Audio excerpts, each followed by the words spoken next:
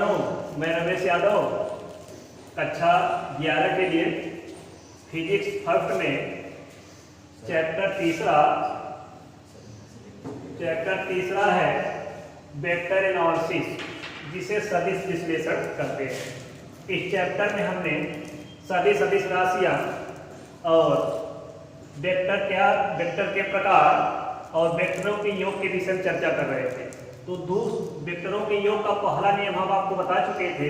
वेक्टरों के जोड़ने का जो पहला नियम था वो त्रिभुज विधि था। तो वेक्टरों के जोड़ने की विधि में 3 विधियां थी, जिसमें पहली विधि त्रिभुज विधि की चर्चा किए थे।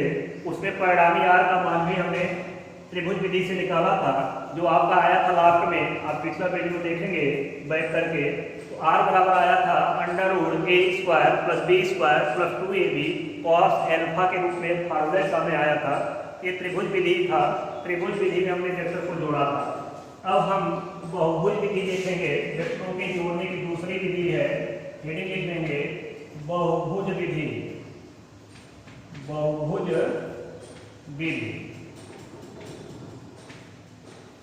वेक्टरों के जोड़ने की ये दूसरी विधि है, जिसे बहुभुज विधि कहते हैं। बहुभुज से ही पता चल रहा है कि इसमें एक से अधिक भुजाएं होंगी।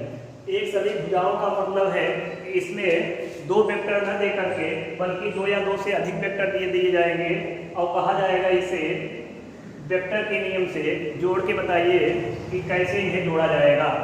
तो जैसे हम एग्जाम्पल लेते हैं बहुभुज विधि में, इसमें करेंगे कि यार आपको समझ में आ गया होगा कि इसमें हम 2 या 2 से अधिक वेक्टरों को जोड़ते हैं। तो आपको मिल जाएगा vector A, vector B, vector C तथा वेक्टर डी। आपको ऐसे 4 वेक्टर मिल गए, और कहा जाएगा इन्हें वेक्टर के नियम से, सदिश योग के नियम से जोड़िए। तो चलिए देखते हैं जोड़ने के तरीके में। नियम वही है जो त्रिभुज विधि में था। पहले वेक्टर को ज्यों का त्यों हम करेंगे क्या कि पहले वेक्टर को ज्यों का त्यों ऐसे हम खींच लेंगे एक मूल बिंदु मानकर। एक मूल बिंदु वो मानकर खींच लिया जाता है। किसी भी वेक्टर में 2 भाग होते हैं, बार बार आपको बताया जा रहा है। पिछले भाग को कुछ कहते हैं, सामने तीर वाले भाग को शीर्ष कहते हैं, ये ध्यान देना है। तो पहले वेक्टर को हम ज्यों का त्यों खींच लिया। अब आपको इसका परिमाण दिया होगा, परिमाण आप लोगों ने 3 मात्रक 4 मात्रक जितना दिया होगा उतना स्केल पे करके पैमाने के हिसाब से ग्राफ पे खींचेंगे तो वो बढ़िया आंसर आएगा। लेकिन ये अभी रफली विधि है, अभी समझना है आपको कैसे केवल जोड़ा जाता है। तो देखिए दूसरे वेक्टर को क्या करेंगे। हर एक वेक्टर में 2 भाग होते हैं। एक पुच्छ होता है उसका पिछला भाग, और एक सामने तीर जो होता है वो नोक होता है, शीर्ष होता है। तो दूसरे वेक्टर के पुच्छ को पहले वेक्टर के शीर्ष से ऐसे जोड़ना है। नियम वही है कि हमेशा आगे वाले वेक्टर के पुच्छ को उससे पीछे वाले वेक्टर के शीर्ष से जोड़ना है। देखिए अब दूसरा वेक्टर ये हो गया अभी। अब तीसरा वेक्टर सी है, इसके पुच्छ को दूसरे वेक्टर के पुच्छ से जोड़ना है। दिशा चाहे जिधर घुमाइए, लेकिन अगर किताब में बोला गया सवाल में कि 120 अंश के कोण से यहाँ आप इस 14 का इस्तेमाल करके 120 अंश के कोण की इस रेखा को जितना मात्रक है तो कहा रहेगा उतना मात्रक खींचेंगे। अभी हम बता रहे हैं, रफली बता रहे हैं कैसे जोड़ा जाता है बस। तो देखिए वेक्टर सी को हमने खींच लिया। कैसे किया कि दूसरे वेक्टर के शीर्ष से तीसरे वेक्टर के पुच्छ को जोड़ा। यही क्रिया करना है। अगले उससे आगे वाले वेक्टर के पुच्छ को उससे पीछे वाले वेक्टर के शीर्ष से कनेक्ट करना है, ध्यान देना है। अगर ये गड़बड़ी हो गया कि शीर्ष कहीं पुच्छ कहीं तो गड़बड़ हो जाएगा। तो देखिए चौथा वेक्टर डी है। चौथे वेक्टर डी को हमने क्या किया, तीसरे वेक्टर सी के शीर्ष से जोड़ दिया डी वेक्टर को ऐसे। अब आपको पता है कि चारों वेक्टर आपने जोड़ दिया, इसका परिणामी कोई आएगा। परिणामी जिसे आप रिजल्ट कहते हैं। तो रिजल्ट हमेशा क्या होता है, अंतिम वेक्टर के शीर्ष से कनेक्ट होता है। रिजल्ट इसका जो होगा वो अंतिम वेक्टर जहाँ होगा उसको दोनों का शीर्ष मिलना चाहिए। तो देखिए ये लास्ट में परिणामी है, जिसे हम आर से प्रदर्शित करते हैं। इसे परिणामी वेक्टर आर बोलते हैं, यानी सबका योग जो है आर है। ये भी एक सदिश राशि होता है परिणामी, इसलिए इसमें भी दिशा होती है। इसकी दिशा कैसे डिनोट करते हैं कि पहला वेक्टर जहाँ से स्टार्ट हुआ है उसका कुछ और परिणामी का कुछ एक जगह रखते हैं, और जो परिणामी का शीर्ष है वो अंतिम वेक्टर जहाँ समाप्त होता है उसके शीर्ष से कनेक्ट करते हैं। ये ध्यान देना आपको आवश्यक है। अब इसमें हम परिणामी आर का मान अगर हम लिखना चाहें तो त्रिभुज विधि के नियम से जब 2 वेक्टर थे तो आर बराबर vector A plus vector B मिला था।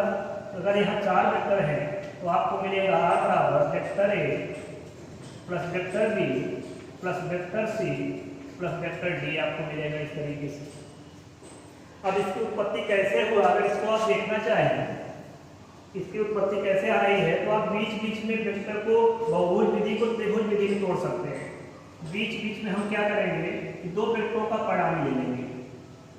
देखिए ध्यान से, ए और बी का जैसे परिणामी हमने यस मान लिया बीच में, और यहाँ से मूल बिंदु से मिलाना चाहेंगे इसे तीसरे वेक्टर के पास में, और शीर्ष शीर्ष से ही कनेक्ट होना चाहिए, पता है आपको। ऐसे हमने यहाँ पे मिला दिया, देखिए शीर्ष शीर्ष कनेक्ट हो गया बीच में।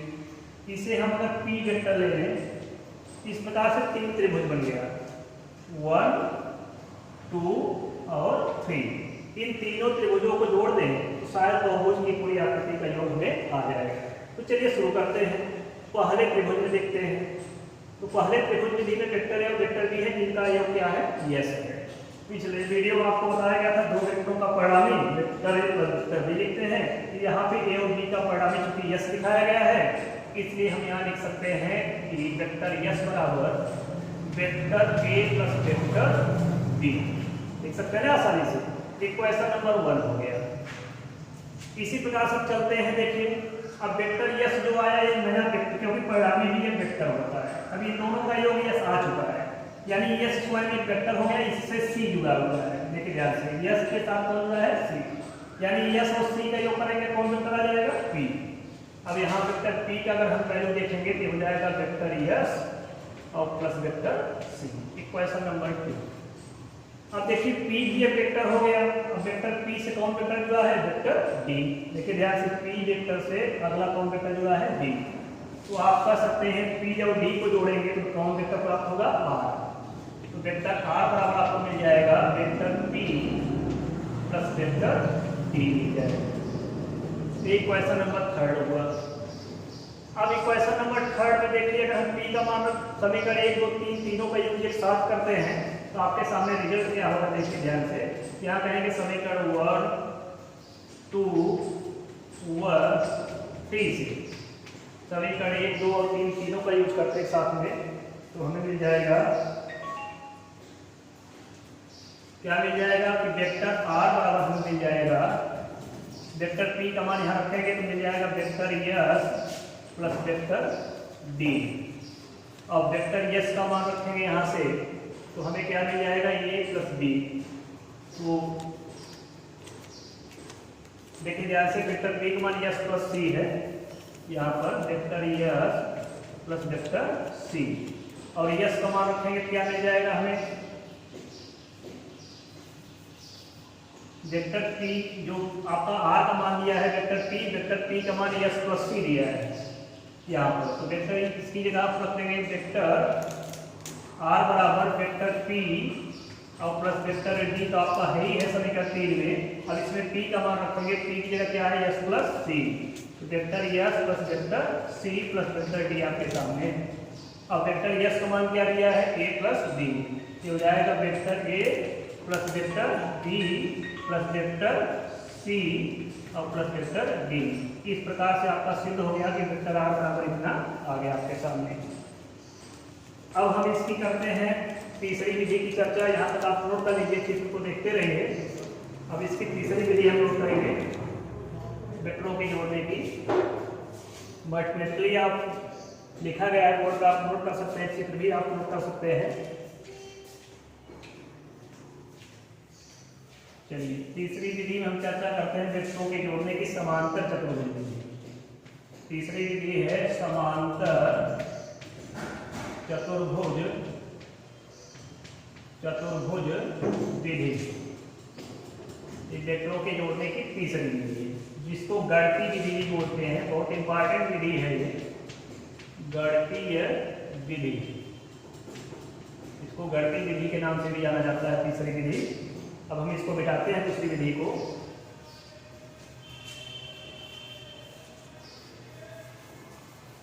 इसमें क्या करते हैं कि हमें दो वेक्टर मिलेगा, ध्यान देना है कि इसमें हमें दो वेक्टर मिलेगा, vector A plus vector B. जब हमें दो वेक्टर दिए जाते हैं तो उसे केवल त्रिभुज विधि से जोड़ते हैं, लेकिन यहाँ पर हेडिंग है समांतर चतुर्भुज विधि। तो इसका मतलब है कि दो वेक्टरों को कैसे समांतर चतुर्भुज विधि से जोड़ते हैं। तो करते क्या है कि एक रफली पहले हम यहाँ पर समांतर चतुर्भुज का चित्र बनाते हैं। और समांतर चतुर्भुज के चित्र में आपको पता है कि इसके आमने सामने की भुजाएं क्या होती हैं, बराबर होती है और समांतर भी होती है। तो इस तरीके से हमने ये क्या किया, एक समांतर चतुर्भुज बना लिया रफली, जिसका नामकरण किया हमने मूल बिंदु O लेकर के OP QS, इस तरीके से इसका हमने एक नामकरण कर दिया। एक समांतर चतुर्भुज आपके सामने, ये भुजा इसके समांतर है बराबर है, ये भुजा इसके समांतर बराबर है। अब हम क्या करेंगे, पहले वेक्टर को क्षैतिज लाइन में जो दिया है निचले मूल बिंदु के साथ में जो भुजा दी गई है, पहले वेक्टर A को इसके साथ कनेक्ट कर दिए, इस वेक्टर के साथ ऐसे तीर द्वारा देखो कनेक्ट हो गया। अब दूसरे वेक्टर B को क्या करेंगे, इसके सिर से नहीं जोड़ेंगे बल्कि मूल बिंदु से यहाँ इस लाइन के साथ जोड़ेंगे मूल बिंदु से, यानी मूल बिंदु से जो आसन्न भुजा है एक को जोड़ेंगे OP से और एक को जोड़ेंगे OS से, यानी दूसरा वेक्टर को हम क्या जोड़ेंगे, OS भुजा से जोड़ेंगे। अब ये ध्यान दीजिए A और B को जब जोड़ेंगे तो इनका परिणामी आएगा, जो परिणामी होगा वो समांतर चतुर्भुज के विकर्ण द्वारा दिखाया जाता है।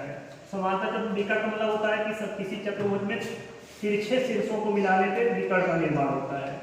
मैथ के नियम में है, तो देखिए तिरछा में ऐसे मिला दिया, ये आपका परिणामी R हो गया। परिणामी R किसको बता रहा है, A और B को। क्यों बता रहा है कि त्रिभुज के नियम में अगर हम इस भुजा को देखें OS का मान, तो ये QP के बराबर है, अर्थात OS जो है वो ये भुजा है। तो B को आप यहाँ भी मान सकते हैं। तो त्रिभुज के नियम में ध्यान से ऐसे हमने जोड़ा था, वेक्टर A और प्लस वेक्टर B, ऐसे जोड़ा था नहीं जोड़ा था, तो वही चीज यहाँ भी है, लेकिन ये समांतर इधर लेते हैं, इसी B को हम ये भी मान सकते हैं। तो देखिए परिणामी R हुआ। अब हम A और B वेक्टर के बीच का कोण अल्फा मानते हैं, और परिणामी जो R है वो पहले वेक्टर के साथ कितना कोण आता है, थीटा। यहाँ से एक लंब खींचते हैं, ठीक है, इस भुजा को आगे बढ़ाकर OP भुजा को आगे बढ़ा के N तक ऐसे हमने एक लंब खींचा QN। QN किस पे लंब है, PN पर, यानी QN जो है वो लंब है PN पर, यानी मीडियन से। तो ये कोण अल्फा है पूरा, ये भी कोण क्या होगा, अल्फा होगा। अब देखिए ध्यान से, इसका सिद्धांत क्या है, सिद्धांत पहले हम करेंगे, इनको जोड़ने का सिद्धांत क्या है। तो सिद्धांत इसमें है कि जब दो वेक्टरों को, सुनते रहिए ध्यान से, लंबा परिभाषा है इसकी सिद्धांत की। जब दो वेक्टरों को किसी समांतर चतुर्भुज की, देखिए एक समांतर चतुर्भुज है ये आपके सामने, तो जब दो वेक्टरों को किसी समांतर चतुर्भुज के किन्हीं दो भुजाओं द्वारा संलग्न कर दिया जाए, यानी जोड़ दिया जाए। देखो किन्हीं दो भुजाओं को, एक भुजा ये लिया हमने OP और दूसरी भुजा में क्या लिया, OS। तो OP या OS के साथ हमने दो वेक्टरों को संलग्न कर दिया, जोड़ दिया। तो जब दो वेक्टरों को जोड़ देंगे तो इनका परिणामी भी आएगा, और परिणामी भी एक वेक्टर होगा, हमेशा बार बार बता रहे हैं। तो परिणामी जो R होगा वो भी एक वेक्टर होगा, तो उसकी दिशा विकर्ण द्वारा दिखाया जाता है। इसी बात को हम सिद्धांत में बोलेंगे कि जब दो वेक्टरों को किसी समांतर चतुर्भुज के किन्हीं दो भुजाओं द्वारा संलग्न कर दिया जाता है, तो इन दोनों वेक्टरों का जो परिणामी होता है R, वह परिमाण और दिशा में, क्योंकि परिणामी जो होगा वो भी वेक्टर होगा, तो उसमें भी परिमाण और दिशा होगा। तो इन दोनों वेक्टरों का परिणामी जो होता है वो परिमाण और दिशा में उस समांतर चतुर्भुज OPQS, जो समांतर चतुर्भुज है, उस समांतर चतुर्भुज के विकर्ण द्वारा निरूपित किया जाता है। ये इसका सिद्धांत है कि जब दो वेक्टरों को किसी समांतर चतुर्भुज की संलग्न भुजाओं से जोड़ दिया जाता है, तो इन दोनों वेक्टरों का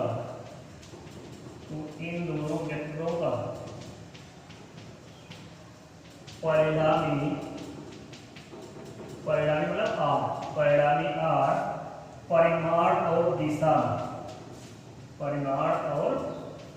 दिशा में उस समांतर चतुर्भुज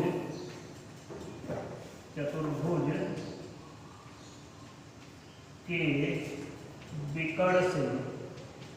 विकर्ण से निरूपित होता है। यही है सिद्धांत। चित्र में दिया गया है, वहां पर हमने यहाँ सिद्धांत लिख भी दिया है, धीरे धीरे हम बोले हैं। वीडियो बीच में रोको करके आप इसकी परिभाषा नोट कर सकते हैं, सिद्धांत क्या है। आगे देखिए, इसकी उत्पत्ति करते हैं। तो हम सर्वप्रथम हम लोग चलते हैं त्रिभुज PQN में देखते हैं। उत्पत्ति में इसका देखेंगे या सूत्र इसका कैसे निकालेंगे परिणाम का मान। तो यहाँ देखेंगे त्रिभुज PQN, साइन एल्फा का फार्मूला लगाते हैं। तो साइन एल्फा बराबर हमें मिल जाएगा लंब बटे कर्ण। लंब ये है और कर्ण ये है। इस कर्ण का मान जो है, इसका मान PQ का समांतर चतुर्भुज के नियम से जो PQ का वैल्यू है वो OS के क्या है, बराबर है। और जो OP का वैल्यू है वो किसके बराबर है, QS के बराबर है। ये बात आप जानते रहेंगे समांतर चतुर्भुज के नियम से। तो यहाँ साइन एल्फा बराबर हो जाएगा लंब बटे कर्ण। लंब क्या है, QN, बटे कर्ण क्या है आपका, PQ।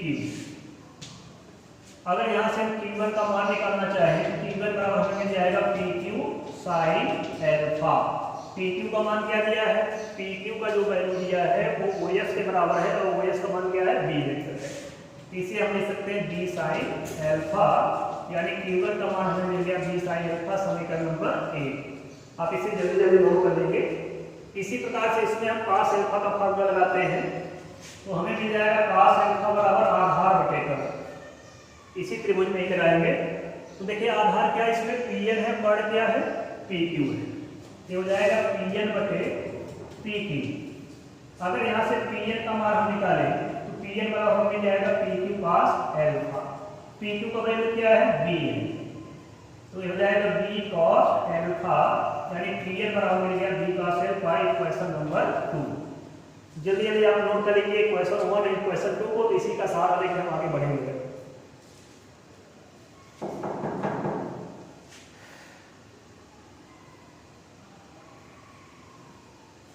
शायद आप नोट कर चुके होंगे। अब देखिए, अब हम चलते हैं त्रिभुज बड़ा सा लेते हैं ONQ। त्रिभुज ONQ में पाइथागोरस प्रमेय से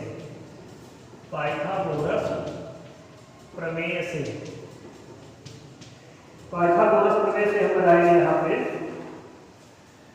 का मतलब देखिए, यहाँ पे 90 डिग्री का कोण बन रहा है, इसके सामने मुझे कर्ण हो जाएगा। तो पाइथागोरस के प्रमेय से हम देखेंगे, कह सकते हैं कि जो OQ का स्क्वायर है वो हो जाएगा ON का स्क्वायर और प्लस QN का स्क्वायर। ये पाइथागोरस के प्रमेय का नियम है कि 90 अंश के सामने की भुजा पर बना वर्ग और शेष दो भुजाओं पर बने वर्गों के योगफल के बराबर होता है, मैथ के नियम से। कई बार मैथ में पाइथागोरस में आपको बताया गया, अच्छा 8 से ही पढ़ाया गया होगा, तो आप भली भांति से जानते होंगे पाइथागोरस में। अब आगे बढ़ते हैं हम लोग। तो यहाँ पे हो जाएगा OQ का स्क्वायर इक्वल टू, चलिए ON का मान रखा जाए। ON का मान हम लोग निकाले थे। ON का मान देखिए, यहाँ पे ON के मान में कितना चीज शामिल है, ध्यान दीजिए। O से N तक की बात हो रही है। O से N तक में OP प्लस PN शामिल है। तो ON की जगह हम लोग लिख सकते हैं OP और प्लस क्या, PN। इसका होल स्क्वायर लगा ऊपर, होल स्क्वायर प्लस QN का स्क्वायर। अब चलिए A प्लस B के होल स्क्वायर के फार्मूले से पहले यहाँ उसका वैल्यू रख लें, तो A प्लस B का होल स्क्वायर फार्मूला लगाते हैं। तो देखिए OP का मान क्या दिया है, A दिया है, OP की जगह A रख देंगे। और PN की जगह देखो, हमने PN का मान निकाला था तो cos एल्फा में समीकरण 2 आया था। पीछे देखेंगे समीकरण 2 में PN का वैल्यू कितना आया था, B cos एल्फा आया था, इसका होल स्क्वायर प्लस Q1 का मान हम लोग निकाले थे यहाँ से, साइन एल्फा आया था B, ये हो जाएगा B साइन एल्फा, इसका होल स्क्वायर। अब हम क्या करेंगे, प्लस B का होल स्क्वायर फार्मूला लगाएंगे। ये हो जाएगा A square plus B square cos square alpha और plus 2AB cos alpha. Formula जानते होंगे प्लस B के होल स्क्वायर के, A square plus B square plus 2AB और प्लस यहाँ पे इसका भी साइन स्क्वायर साइन एल्फा का होल स्क्वायर लगाएंगे। ये हो जाएगा B square sine square alpha. आप देख रहे होंगे मैथ के नियम में पहचाना जरूरी होता है कि कॉमन कहाँ पे है। बी स्क्वायर यहाँ कॉमन है, बी स्क्वायर यहाँ कॉमन है, इन दोनों पदों को एक जगह रख लेंगे तो हमें मिल जाएगा ए स्क्वायर और प्लस बी स्क्वायर कॉमन हो जाएगा, यहाँ बचेगा साइन स्क्वायर एल्फा और प्लस कॉस स्क्वायर एल्फा और प्लस मिल जाएगा 2ab कॉस एल्फा। तो इस प्रकार हम कर सकते हैं, हमें मिल जाएगा ए स्क्वायर प्लस बी स्क्वायर, इसकी जगह क्या रख सकते हैं 1। त्रिकोणमितीय सब संख्या का फार्मूला है sine square alpha plus cos square alpha मान 1 होता है। 1 रखेंगे तो 1 का गुणा बी स्क्वायर करेंगे बी स्क्वायर है, प्लस मिल जाएगा हमें 2ab cos alpha. O Q का मान क्या दिया है, चल के देखा जाए, ओ से क्यू तक आर दिया है, ये आर स्क्वायर बराबर हो जाएगा। जब हम आर बराबर निकालेंगे तो अंडर रूट मिल जाएगा हमें A square plus B square plus 2ab cos alpha. यही हो गया आपका पहला बिहार का मान समानता चतुर्भुज नियम से, गढ़ के लिए से। आप इसे भली भाग नोट कर लीजिए, चित्र भी आपके सामने है, किताब में दिया भी होगा, पढ़ते तो किताब इसी से देखेंगे, मिलेगा किताब को, उसमें आप इस मैटर को देखेंगे, वहाँ दिखाया गया है।